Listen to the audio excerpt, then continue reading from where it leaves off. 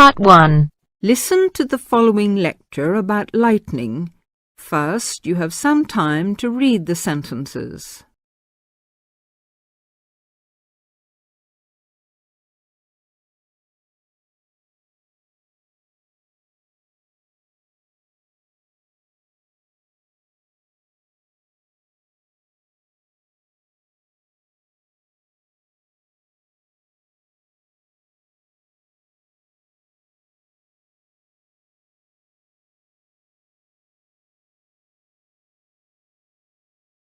In earliest times, men considered lightning to be one of the great mysteries of nature.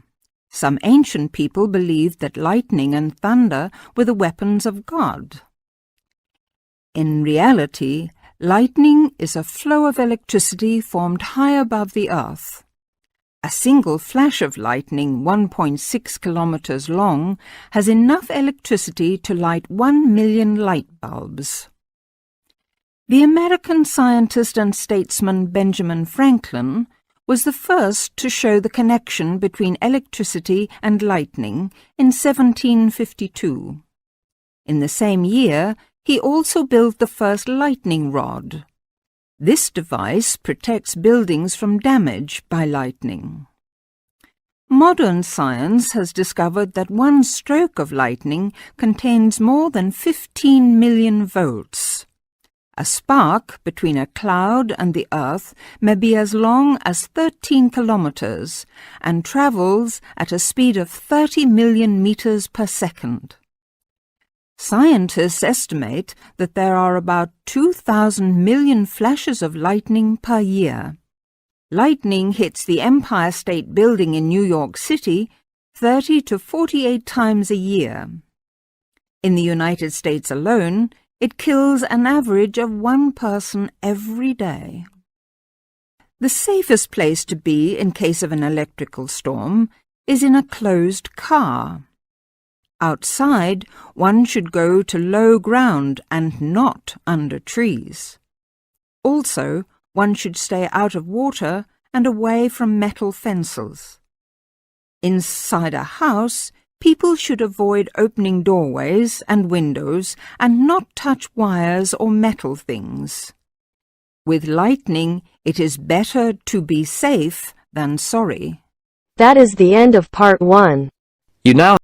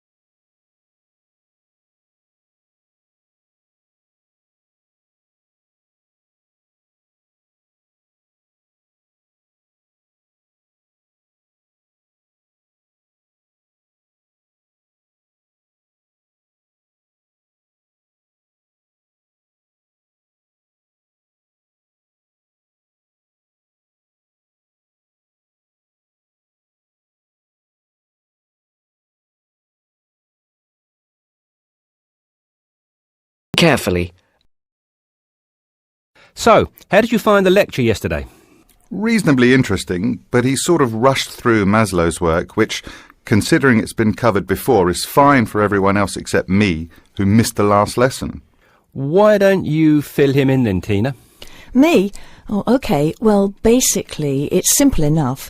We all have certain needs, and what Maslow did was group them into categories. Depending on how successful your life has been or what stage of life you are at, your needs change and you shift from one of Maslow's categories into another. First, there's your basic needs. Physiological needs, the professor said. Is that right? Very good. These needs are pretty obvious. They're our most basic ones. Things every human needs to survive and function, like air, water, food, clothing and shelter. It's not rocket science, this bit.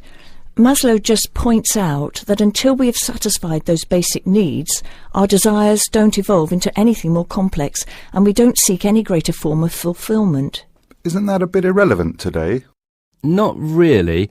Millions of people in the developing world are still fighting to fulfill these needs, fighting for their very lives every day. Good point.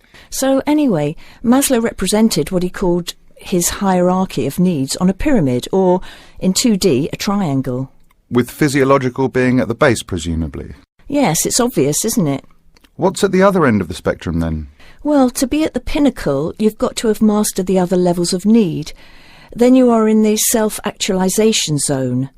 This is a place where you are very at one with yourself and looking to make the absolute most of your skills, talent and potential. You can only focus on maximising these, though, of course, if, as Maslow reminds us, you're fulfilled in every other sense. And what are these in-between levels, then? Well, after you've found food and water and shelter and so on, the next step is to fulfil your safety requirements. Safety does not just mean your physical safety, though. That's far too simplistic.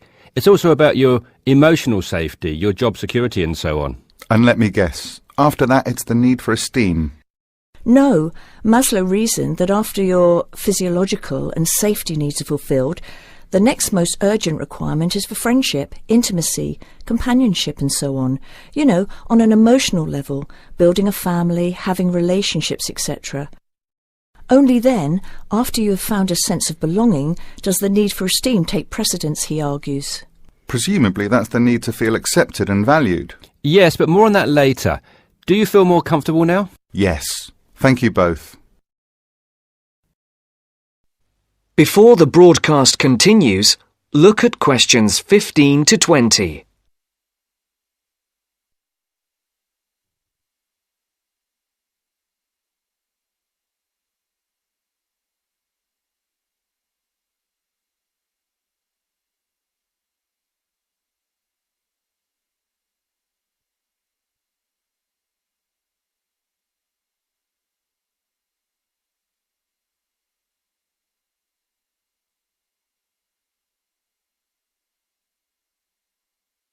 You will now listen to the second part of the talk.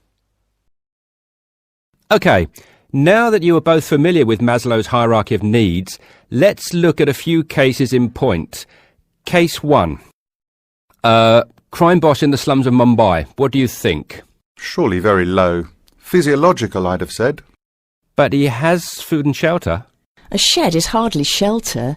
And how is living from hand to mouth every day adequate from a nutritional perspective? Oh, of course. You're right if you look at it objectively. But remember that human psychology is far more complicated than that. When quizzed, this person surprised researchers. First of all, he regarded his shed as adequate shelter and was completely content there. Secondly, he genuinely felt satisfied with his level of food intake. Thirdly, being the crime boss of the slums, he felt very safe, arguing that no one would ever touch him. He had no self-esteem issues either, since he had the respect of his fellow slum dwellers. It may have been fear, but he perceived it as respect. That is all that matters, and was quite content with who he was. I see. So it's not just about the reality of your situation, but also how you perceive that reality. Exactly. Most people would be very low on the hierarchy in his position, feeling like they wanted and needed much more. He did not. Now, what about case 2? A multi-millionaire rock star. Well, you'd naturally assume he's fulfilled his physiological and safety needs, but when you read on through his profile, look here, he's plagued by paranoia and thinks someone is trying to kill him. On that basis, given his state of mind, he must believe that his safety is compromised. So safety must be his primary concern. Very good. And look here at case 3, a property magnate. Having suffered badly during the recession, his portfolio of properties is in danger of being repossessed. In fact, look, he's in danger of losing everything and being left without even enough to support himself. Wow, so I guess he's gone from very high up right down to the bottom. Exactly. Even his basic needs are no longer secure. An excellent example of how there can be movement both ways on the pyramid. Case 4. A housewife. She must have some esteem issues, surely. Read on. She is quite content and well respected and loved by her friends and family. What's more, being a housewife is all she ever wanted to do, and she has excelled at the task. Therefore, forget esteem. This lady has maximised her potential in her eyes. She's right at the top. And case 5? A very sad case. It is what it is. There are always innocent victims of war, and he was left with nothing, not even a home over his head. Every day is a struggle to survive. How sad.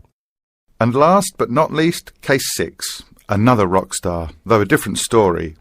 He says the only thing he craves is friendship. He has everything, but is awfully lonely.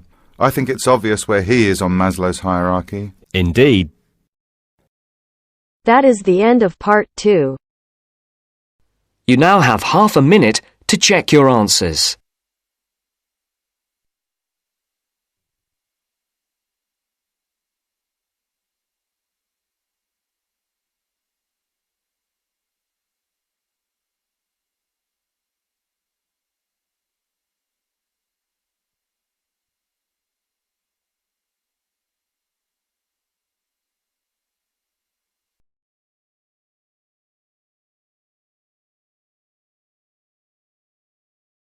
Now turns to part 3. Part 3. You will hear a conversation between two students, Lynn and Robin, who are discussing an assignment. First, you have some time to look at questions 21 to 30.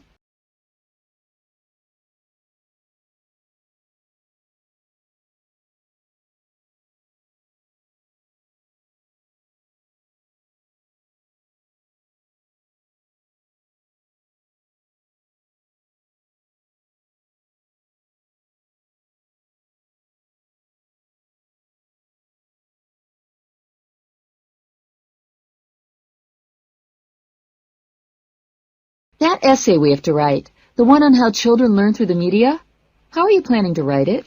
Well, I've given it some thought, and I think that the best way to approach it is to divide the essay into 2 parts. First of all, we'd have to look at some examples of each type of media. Yes, what they are. Then we could describe how we can use each medium so that children can learn something from each one. Exactly. Maybe we could draw up a table and look at examples of each medium in turn. Let's see. The different forms of media would be the print media. Here you'd have things like books and newspapers, that sort of thing. And included in these are the pictorial forms of print media, like maps. Yes, maps are really just formal pictures, aren't they? And then there are what we call the audio forms of media, where children can listen. CDs and radios are probably the best examples because a lot of children have access to these, especially radios. And this would lead into the audio-visual media, which can be seen as well as heard. Film, television, and we mustn't forget videos. Yes, but there's a final category as well. Computers that make up the so-called electronic media. In the United Kingdom and Australia, they say that 1 in 3 families has a computer now. Yes, I believe it. Well, that's a good list to start with. Before the final part of the message, to look at questions.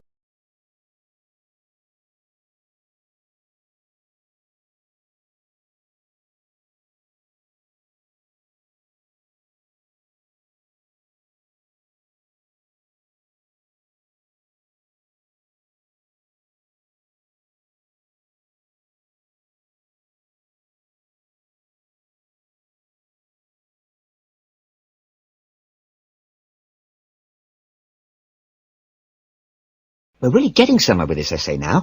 So let's move on to when each type of medium could be used. I guess we could start by trying to identify the best situation for each type of media. What do you mean? I'm talking about whether each medium should be used with different size groups. For example, we could look at pictures and ask whether they're more useful for an individual child, a few children together, or a full class. In this case, I'd say pictures are best with individual children because they give them an opportunity to let their imaginations run wild.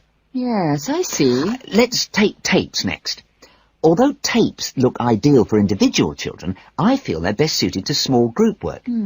This way, children don't feel isolated because they can get help from their friends. Computers are the same.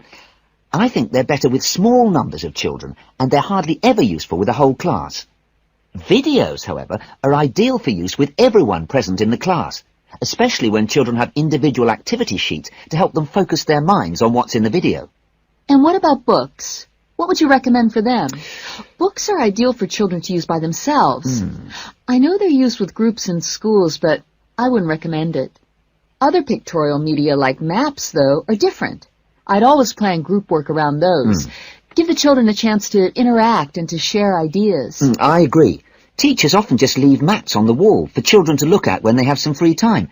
But kids really enjoy using them for problem solving. Yes. Different people have different ideas, I suppose. Yeah, and different teachers recommend different tools for different age groups. That is the end of part 3. You now have half a minute to check your answers.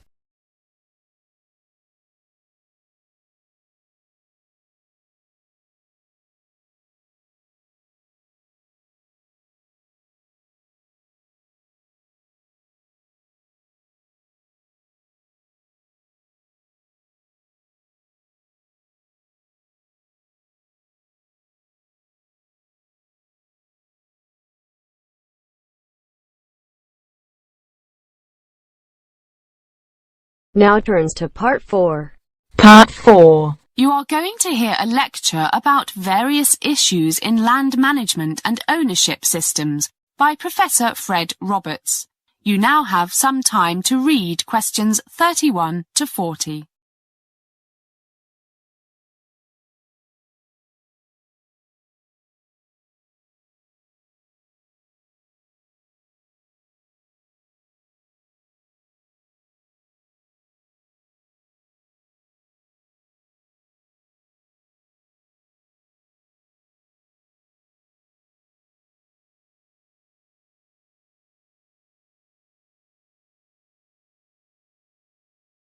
Good morning, everyone. Good to see you all looking so full of energy. Today I'm going to give an overview of some general principles and issues relating to land management and ownership. Very important. If we look at history, it seems that much of it concerns conflict over religion, economic power and land. Often all three factors are involved together. The first question one asks when talking about land is, who owns it? What you can do with land you own depends on one's political views. A far-right conservative may say ownership is the socially supported power to do what you want with the land you own, with no control by government as long as what you do with it doesn't hurt others. You can imagine how different factions interpret hurt others. By contrast, the political left, socialists and, more to the left, communists say land ownership, private land ownership that is the root cause of much injustice in the world, and that the social protection of private land ownership can result in tyranny and oppression. They therefore argue for state, public and cooperative forms of land ownership. I would mention here that most of us take for granted the idea that everything must be owned by a person, people or an organisation. But some societies, notably some native North American tribes, seem to have no concept of personal ownership. It was normal for them simply to take anything they needed and for others to take it from them if they needed it. When European settlers came, the Indians behaved as usual, which led the Europeans to seeing them as thieves. But the European settlers grabbed the Native Americans' land, their most important possession. So who were the real thieves? However, in this day and age, it would be futile to think of getting rid of the concept of ownership. But let me return to land ownership. It's a complex issue. For example, should the owner have exclusive control over the rights of way, like traditional footpaths, or the migration routes of wild animals, or the ecologically important wetlands? Should the owner be allowed to destroy the whole lot by building expensive houses everywhere? Or what if the owner discovers hidden treasure that once belonged to the royal family? All such things raise questions of the rights of the owner as opposed to the rights of others, including animals, perhaps.